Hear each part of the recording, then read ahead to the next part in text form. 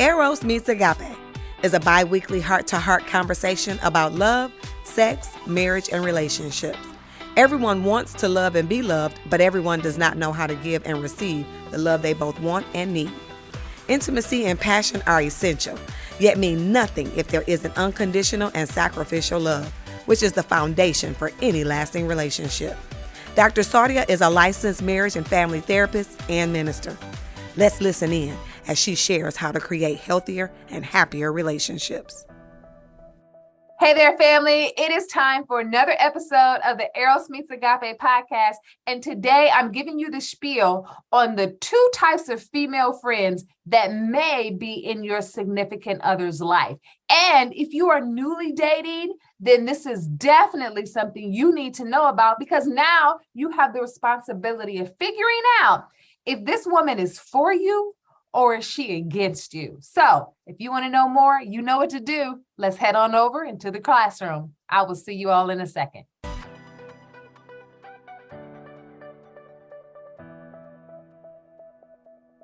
All right, so before we dive into today's episode, that's right, I'm going to give you my one last shot that on Saturday, October the 22nd of 2022, I am hosting the first Eros Meets Agape Black and Bling event. And this year's theme is BYOB, Bring Your Own Bestie. Now, some of that has kind of thrown folks off because people are like, well, my bestie doesn't live here, or I don't have a bestie. Don't worry about it. Just bring a good friend, come on out and have a great time. Whether it's your mother, your daughter, your sister, your coworker, best friend, or just a close friend that you just want to spend time with. Come on out. We're going to have a great time. We have a great lineup for you all. Entertainment that will definitely give you belly laughs. We're going to have some comedy and then some friendly, not too hard, but definitely friendly competition between best friend groups. I know you're going to have a great time. And of course, we always have food, fun, prizes, and gifts. Yes. Now, I'm not trying to entice you all with gifts, but I know when I like going to an event, it's nice when they give you events. I used to be an event planner, and during that time when I was an event planner, I was heavily excited when I would have to pick out the gift because I wanted people to remember. And when you look at your gift, I love the fact that our committee would always say, yeah, I remember when we gave this gift out. That was really great. People talked about that. We really got a high on the gift. Now, I'm not trying to promote the event and saying, hey, come so you can get the gift. But I definitely want people to remember the Black and Bling event. And I think one of the greatest ways to do that outside of creating these wonderful memories with you and your bestie is the take-home gift that we have planned for you all. I think you're going to have a wonderful evening, and I know you're going to enjoy the gift. I hope I get a chance to see you all. If you're in the Southeastern Michigan area, we will be at the 1111 studio, which was located at 27690 Middle Belt Road in Farmington Hills. And the Black and Bling event is this upcoming October 22nd, which is on a Saturday. So if you're not available, I'm going to miss you. But if you are, I hope to see you on Saturday, October the 22nd from 8 p.m. to 11 p.m. at the 1111 studio. All right. All right. So we're down to the final 6 episodes, guys. I can't believe this is the official countdown, because the next time I come, we're going to the top 5. Now, I thought about how would I end the podcast because I just didn't want to end it. I'm segueing into what we're doing for 2023, which is why we're starting off with the Black and Bling event, something to really just uplift women, encourage and supporting one another, which is something that I've been promoting all this year. You know, we've had some challenging 2 years, so now that the world is open, I wanted to do something fun. We are not going to forget about couples. We'll be right back in February doing another fabulous event that will celebrate couple love. Now, I'm not saying you have to be there, but I'm just saying you would want to be there in February. So you just have to stay tuned on how you're going to hear about all that great information, since the podcast won't be live anymore, but it'll still be available. All right. So let's go ahead and dive into today's episode. We want to ask the question, what type of friend is she? Now, here's my case in point. Let me give you a scenario. So generally, men will have, of course, their buddies, But men generally have that female friend. Now, there are two types of female friends. The good kind, that's the woman who is in his ear. She's close with him. She may have grew up with him. Now, I'm not going to lie. One of them may have liked the other at some point in time, but nothing happened. Nothing went down. It just didn't go any further because the other person solely saw them from a friend perspective. Sorry, but most times that's guys where we put you all in the friend zone. But the friend zone can be really great. Here's why. Every female, if her man is not someone who has great empathy or is emotionally available, then he needs to know and understand the importance of that from a female's perspective. So if he can't understand it himself, then guess what? He needs somebody to help him out. And more than likely, if he doesn't have a sister that he's close with or a mom that he's close with, and let's face it, when you get grown, you're not telling your mama all your business anymore. And you probably don't want your sister knowing everything either.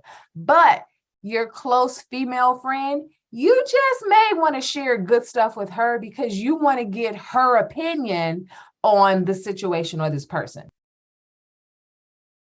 Now, this works in your favor. Let me give you an example. So I grew up with brothers. Because of that, I am just accustomed to hanging around guys, understanding how guys think and why they think the way that they do. It wasn't strange to me. Why? Because I grew up with brothers and my cousin is like a brother to me, right? So he lived with us for a time period and then was just always in my life. So he was another big brother. And they always schooled me on things guys would do. So it wouldn't seem strange to me when I would observe that in my own life or from friends. Now, because I grew up with brothers, I was comfortable around guys. I wouldn't get nervous because why? I grew up with men in my house. So because of that, it wasn't off-putting to me. In the same sense, even though my parents were divorced, when I was a freshman in college, I no longer lived with my mom because she moved back home to Missouri and I stayed in Michigan and just moved in with my dad. So my dad was always in my life. Because of that, I was accustomed to getting very good advice from him. I was a daddy's girl, so I didn't mind talking to my daddy about anything. Then living with him, again, having an older perspective. So again, just continuing the mindset of being okay with being around men and comfortable in that space. What am I getting at with that?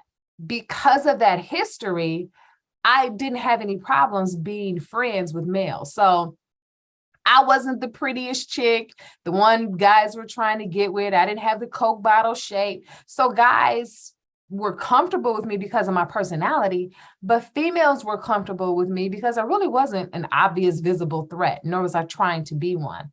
So because I hung around guys a lot and understood them and was pretty cool with them, a lot of my male friends, nothing ever went down with them, nothing at all. I'm not saying, we liked one another at one point, and so as a result, it didn't work out, so we became friends, and that's how we got friend zone. Friend zone just totally means I just saw you as a friend. That's how it started off. And guys can kind of put themselves in a bad position when they present themselves as wanting to be a friend. Well, you put them in that category, and then when they address something differently, you're like, what?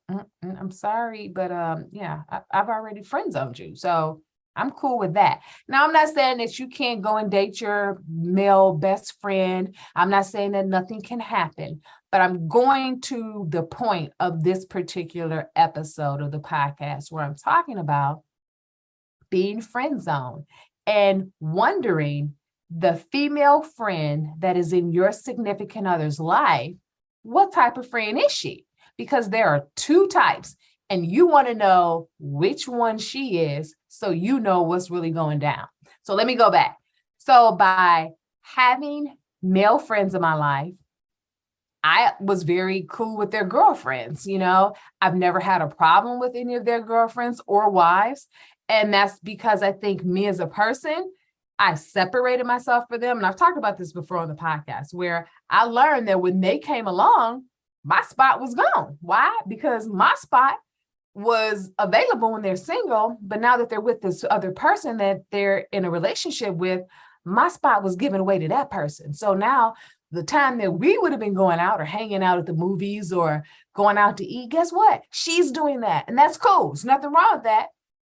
I'm not secretly wanting him, so it's not a bother to me, right? Because we're friends. To me, it's the equivalent of if I was hanging out with one of my girlfriends and she starts dating someone and her husband wants to do that. My spot is gone. Why? Because that person comes first. That's just completely natural and normal to me.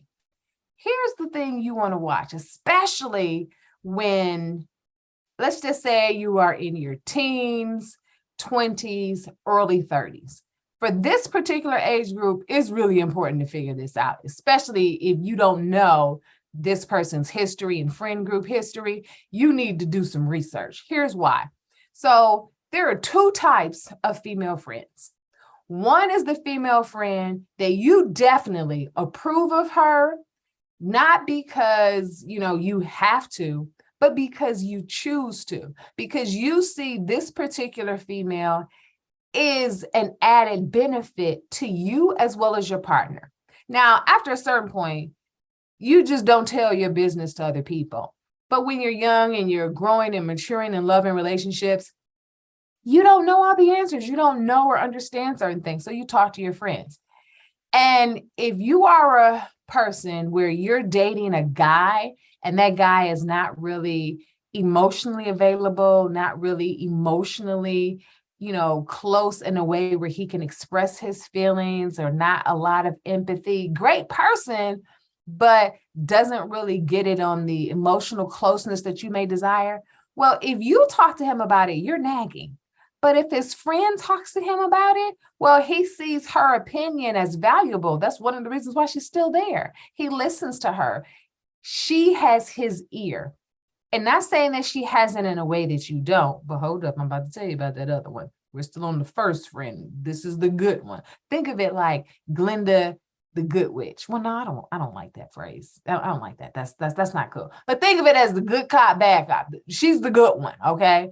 Because if she is a good female friend and he comes to her for advice, then she is going to direct him with the thing that is best for him if she really loves and cares about him as an individual or person that's in her life. She doesn't have to want him. It's not that kind of love, but she just wants the best for him. So if that's the case and she sees something good for him happening for him, because we all know a woman is a good thing, and especially when it comes to a wife, he that finds a wife findeth a good thing and obtaineth favor of the Lord. Okay, so I'm just saying, we are an added benefit to a man's life.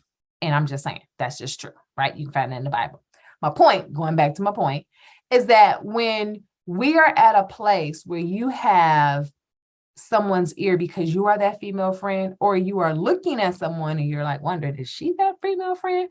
Then she's going, or you're going to be the individual. Whereas if he's up to no good, she's going to tell him, hold up, bro, hold up. You got a good woman. Don't be out here fooling around, messing up because you're on your own. And I see that this is a good thing for you. And she'll talk to him in a way that he will listen to, because he won't hear it as nagging. Or if he has a situation with you and he's like not certain what's the best direction, or if he's trying to figure out if what you've told him is correct, or if you just tripping, he's going to go and talk to that female friend.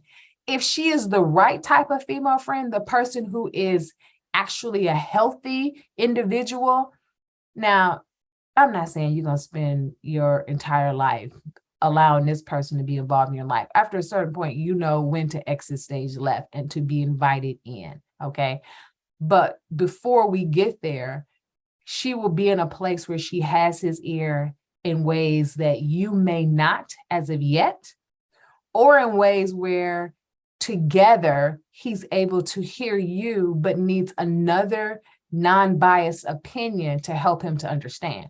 So if she is a good female friend, she's going to let him know when he's good, when he's doing his best, when he needs to be recognized for that.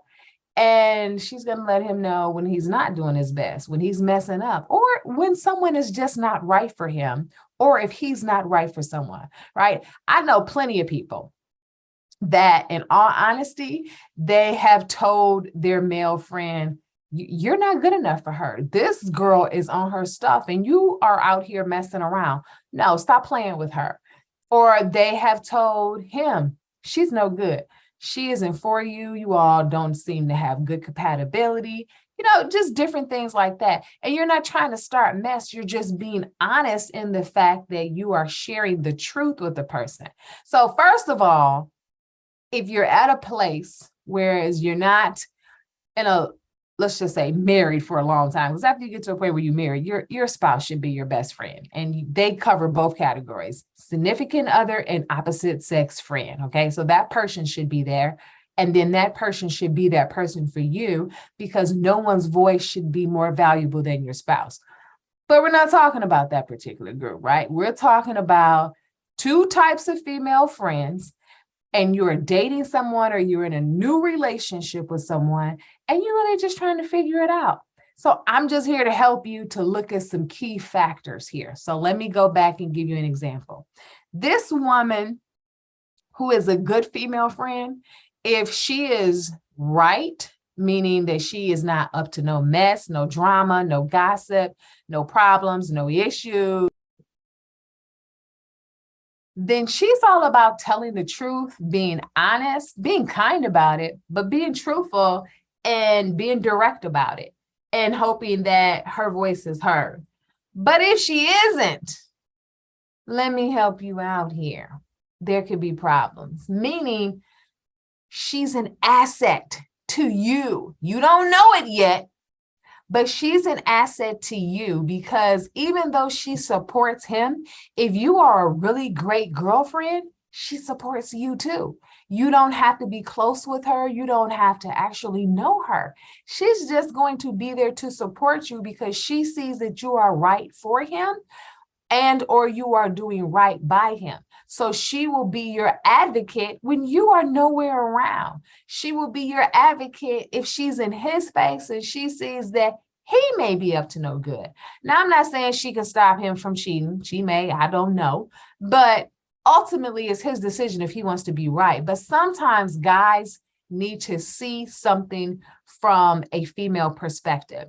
And if they do not have an opposite sex, close friend or sibling, it's going to be challenging for you as the significant other, because you'll be trying to make a point, prove your point, explain a point, have a discussion, be emotional in a discussion, want him to talk about emotions. And he may be clueless because he may not be that adept at expressing and explaining his feelings and emotions. And if he hears it from you, it may sound like, it's conflict or it's nagging or you're pressuring him or attacking him. That's just how sometimes they hear it. But if it comes from his female friend, whereas he shares with her the details of what's going on, not saying that she has to know all your business, but if he shares, then if she's a good person, she's going to say, oh yeah, well, let me tell you, she's right because, or you're wrong, this is why. And he'll see it in a different way because he knows she comes from a place of trust, respect, as well as she obviously has to have some good sense and she's intelligent, because otherwise more than likely he wouldn't be hanging around someone who isn't intelligent, or so we hope. So this person you really want in your corner. I'm not saying you have to suck up to this person, but you definitely want to befriend this person because they have your best interest at heart. But if you treat that person wrong because of possible insecurities or weaknesses you have about yourself, or maybe things from the past that have happened that maybe you have not yet let go of or gotten over, you can mess up your own good thing. Even though you're a good thing, if she's a good person, she's also a good thing too. And you don't want to ruin that because that's your ace in the hole. And you could mess up your ace in the hole, your person that is going to be your advocate and support system, if you don't know the place from which she comes from. All right. So let me give you an example of how people can mess up their good thing. I talked about it before. My people know I share personal stories because I can't share client stories, right? So I have this male friend, and my male friend was married. And before he got married, he started telling me about, this new woman. Now, he had told me about other women before, and I'm listening. I'm like, yeah, that's not going to work out. I'm just listening to you, and that just don't sound right. And those relationships didn't work out. But when this young lady came along, I was like, okay, she sounds like a winner. I like how she treats you. I like how she places you first. She really honors and respects you. Then, of course, as they grow in their relationship, I'm seeing that she really loves him. I don't see anything from them because I'm not hanging out with them as a couple. Remember, me as a friend, my spot was taken by her when she came along, and me being okay with it. Whenever he did have free time to hang out with me, or he needed advice about or an opinion about something, then that's when we would see each other or talk. That was fine, no problem. So all the time while I'm hearing from her, I'm hearing from him about her, I'm hearing great things. Now, there's some hiccups along the way, but we're all humans. We are all imperfect. So I'm not really looking at that with any, one eye open per se, because they're just normal hiccups that as a new couple, they have to learn to get over together. So didn't think much about it. But then I started noticing when I would show up, because I would come to family events because I was very close with this, family members as well. I started noticing that if I would say hi and speak, she never opened up her mouth. She didn't even part her lips. And I'm saying to myself, girl, you don't know. If I'm just telling you, this is the new version of Dr. Sadia. Before Dr. Sadia was Dr. Sadia, Dr. Sadia was just regular old Sadia, okay? And regular old Sadia would have a mouth on her, and I had to learn how to grow. But fortunately for her, that was the time when I was growing. So when I would notice that she wouldn't respond in the verbiage of hello or hi or wave her hand to say hello, I was like, okay, let me distance myself, because I don't want to disrespect him nor his wife by totally going off on her, because that's where that was going. But all the while, when he would come to me, hey, you know how to wrap Christmas gifts really great. Would you help me to wrap these gifts so I can give them to her and it can, be presented nice? Sure, no problem. Now, I noticed it was a little tension, but as far as with her, with me, did it anyway. When it came time for him to propose, I'm like, wait a minute, hold up. This the ring you get? No, let's go over here to this jeweler and let's get something that goes with her earrings so it can appear as if it was bought as a set. But then this ring really pops. He wanted to get a particular size. I'm like, come on, this is the love of your life, your wife. You want to get her something that reflects not only how you feel, but you want her to be really happy. Not saying that the ring he was getting was bad, but I upgraded a sister. And she didn't even know it. Now, I'm advocating for her. She does not know this. This is the good friend, the one that is the supportive friend, that is the sense of reason. I'm doing all these things. She has no clue, right? But she's still not being nice to me. So fast forward, and I just noticed that it's just not, I don't even need to be around her at all, because she was just literally just rude. And I just felt, no. I'm going to seriously go off on this woman, and I'm trying to respect her place as a wife, and I'm just a friend. So because I knew my place, that I did not supersede wife status or even significant other status, I fell back, and it was okay. I had other things to do, and there was no problem with that. But let me tell you something. This is why the good friend is your ace in the hole that you don't want to mess up, because the same people that you look at while you are climbing up the ladder are the same people that you see going down the ladder. Case in point, when this young lady started having problems in her marriage, one day she called me. And when I said hello, the very first words out her mouth were, "It's me, so-and-so.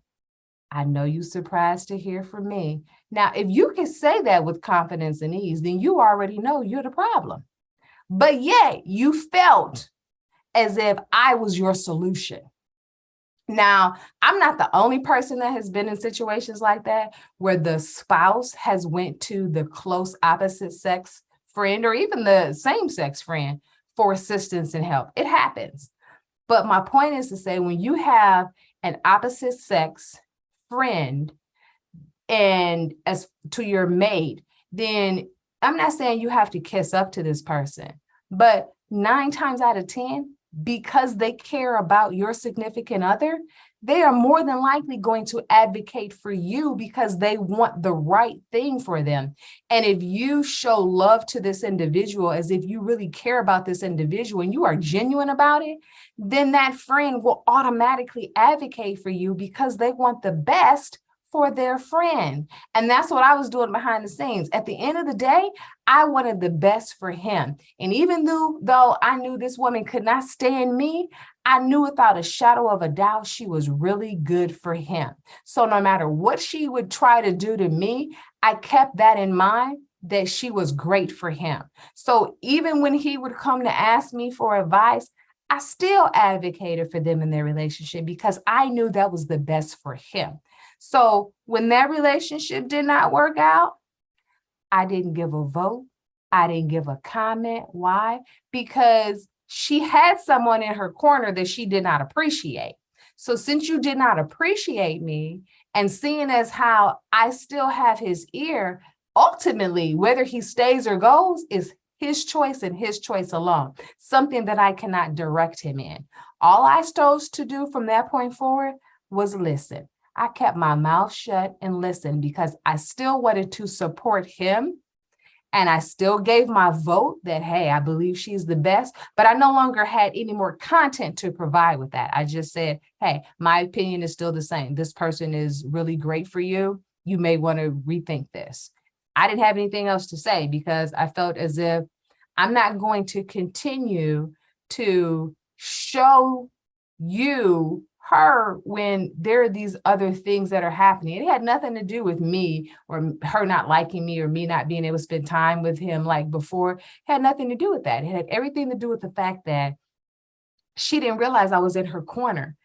And yet she was sabotaging the one person that could have benefited her. So when she called me, I know y'all thought I forgot, I didn't. When she called me, even though she knew she was wrong, because she said what she was doing was for him, I told her, no problem, I'll be there. And when I was there, she really went a little bit too far in, with some of the things she was saying and doing. But at the end of the day, I was there to support him because that was his spouse. And I still would honor that. Just because I didn't particularly care for her anymore, it does not mean that I had to dishonor her.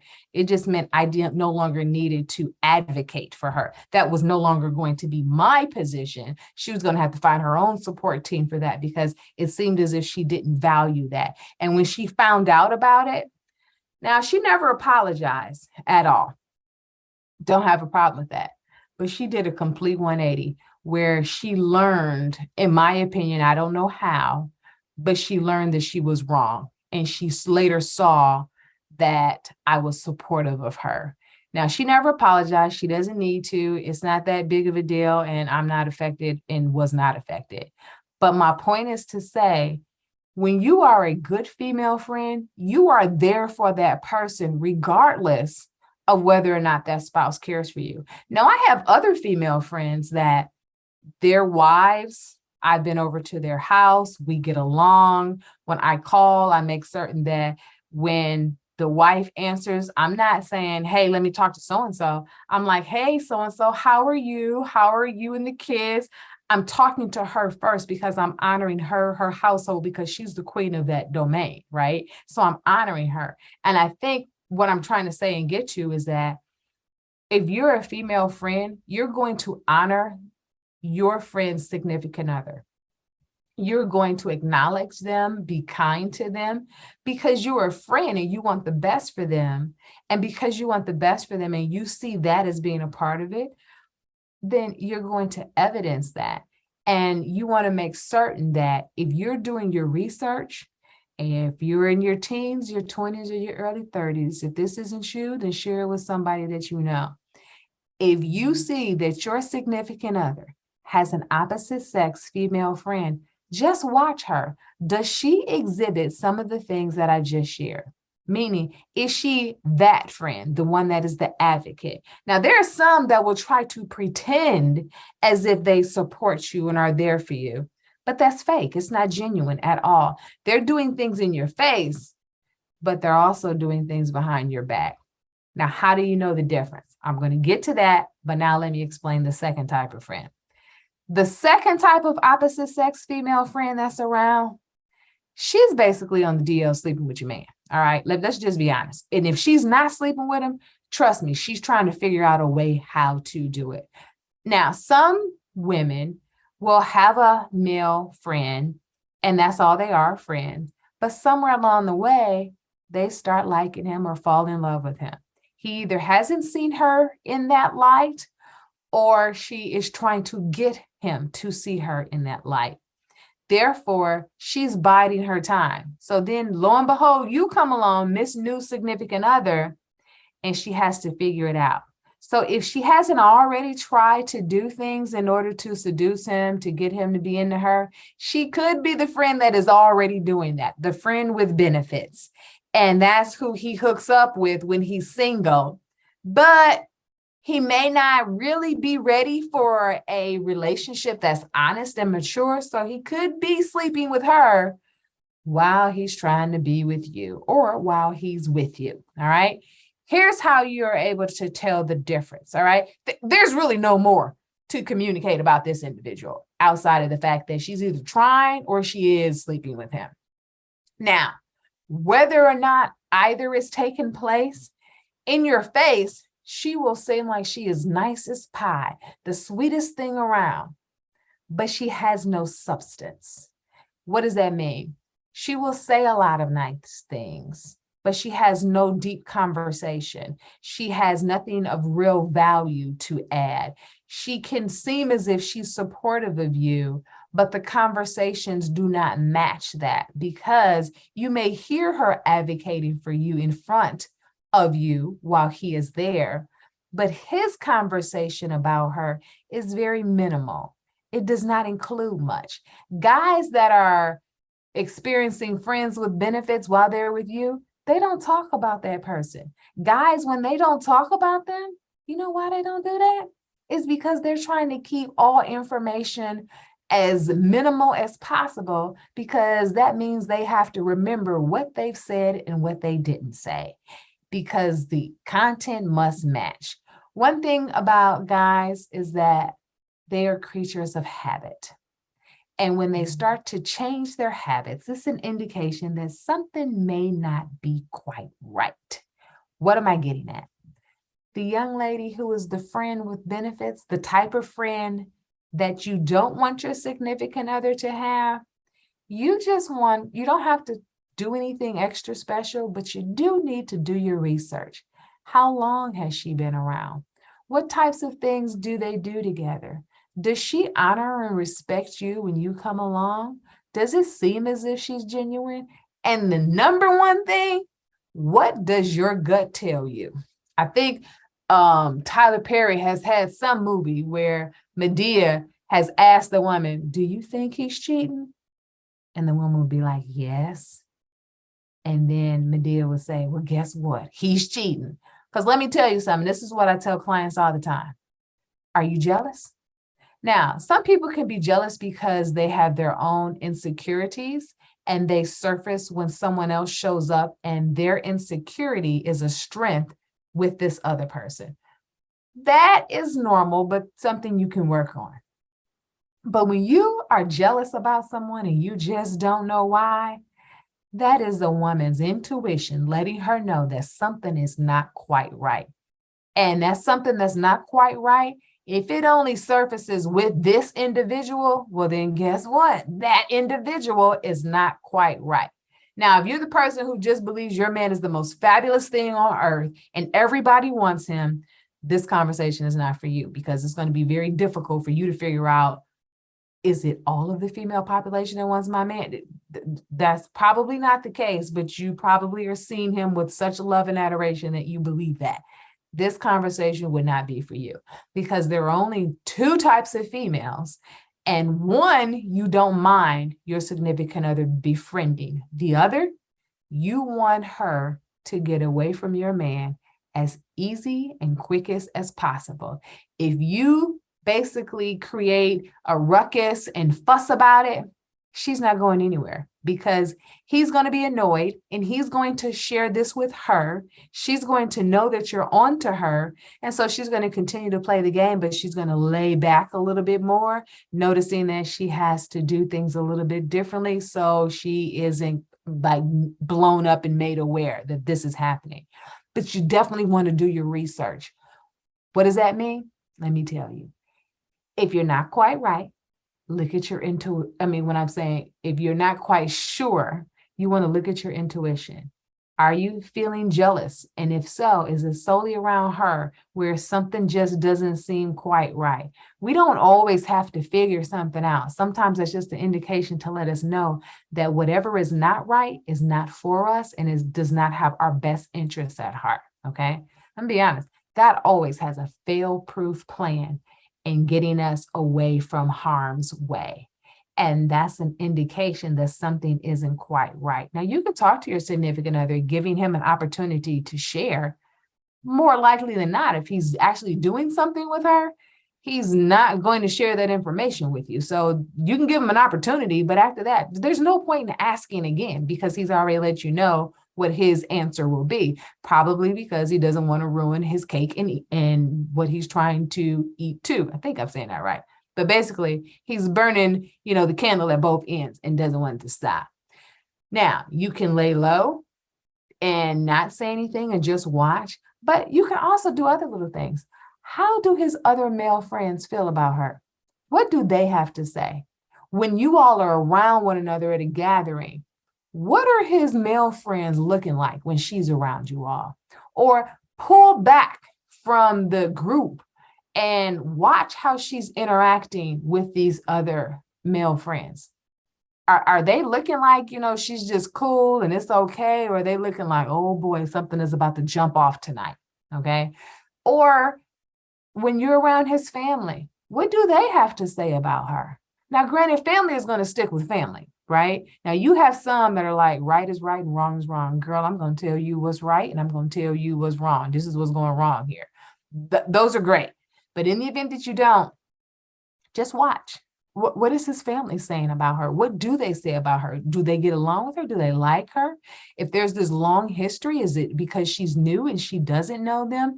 All these things you want to look at. And you just want to mentally take notes, because there will come an opportunity for you to find out what's really going on. You don't have to do a whole bunch of digging and searching.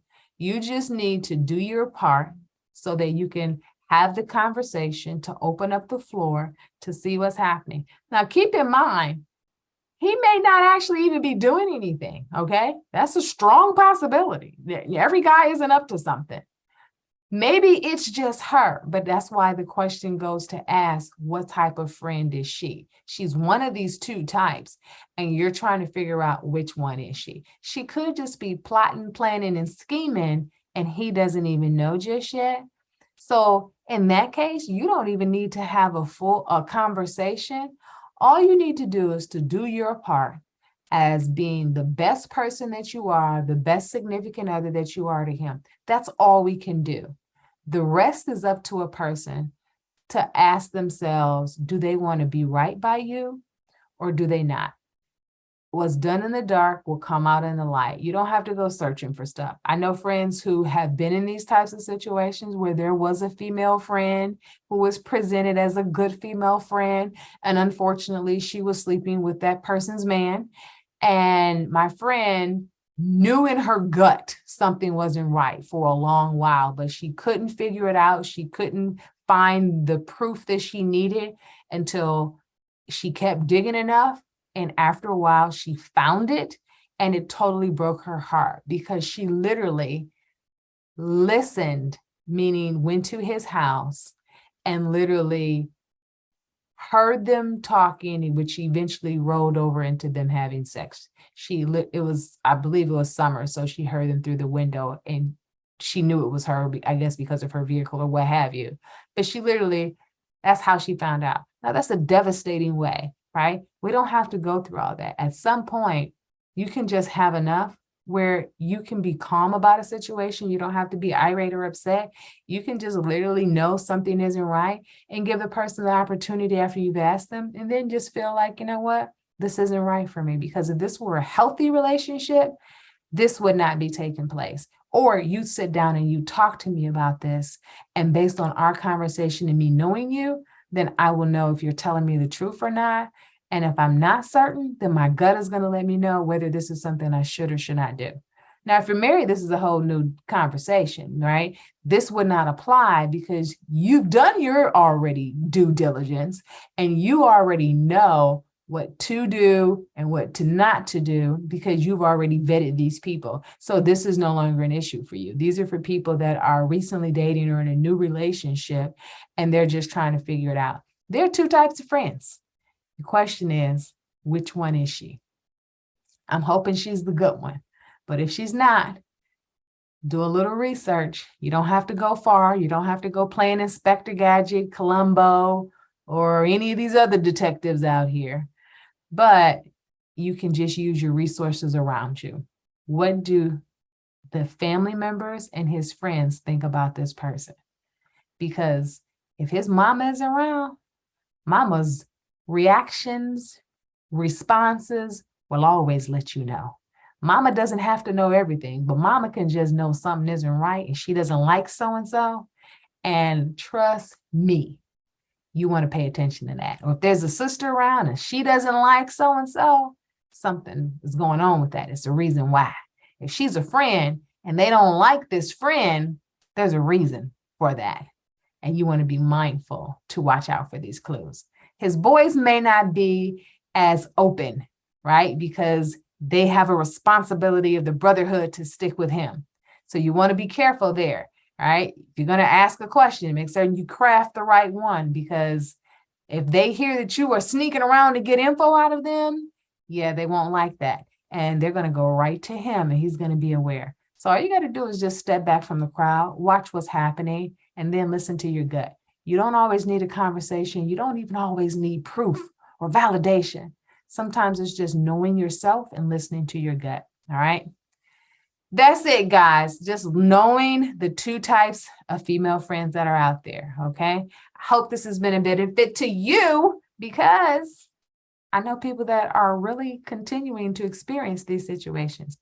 And hopefully you are the other female friend, where if you have a male best friend or a male close friend, hopefully you are being a source of support and encouragement and enlightenment to him, to educate him so that he can be a better person to his significant other, so that he can love stronger and love healthier. All right.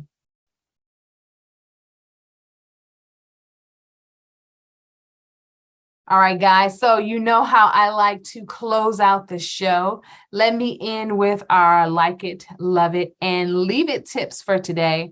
So we talked about the two types of friends. What do I like is the fact that, you know, even though there's a bad side to some things, we don't always have to look at the bad side, meaning that there's a good side too.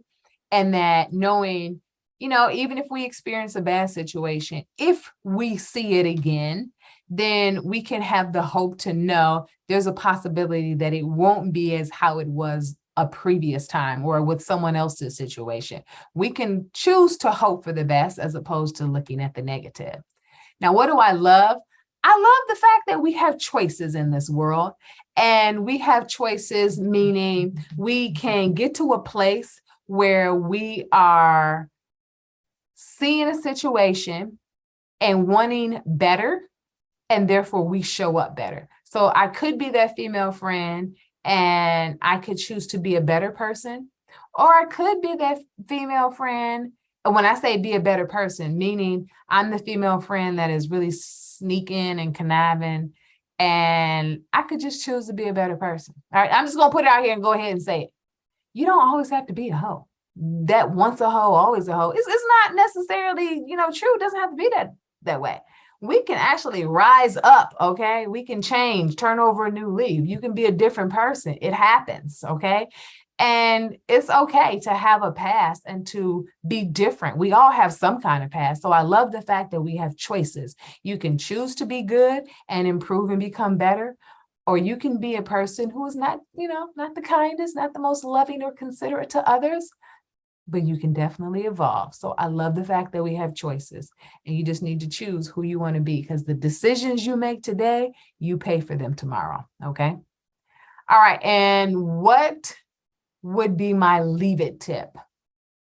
My leave it tip would say, if you're in this situation, run the opposite way when you're thinking about doing research. Stuff like drive-bys. We don't have to do that anymore. If you want to go and stalk a person's page, no, we don't have to do that. Or create a social media page in order to find something out. No, just trust your gut. I think a lot of times we look for external validation and proof when all the while we already know what the answer is, but we just don't want to believe it, or we don't want to trust ourselves. The only way you're going to get better at trusting your intuition and following it is to actually start listening to it. Now, if you do that and you lose a relationship, here's the thing.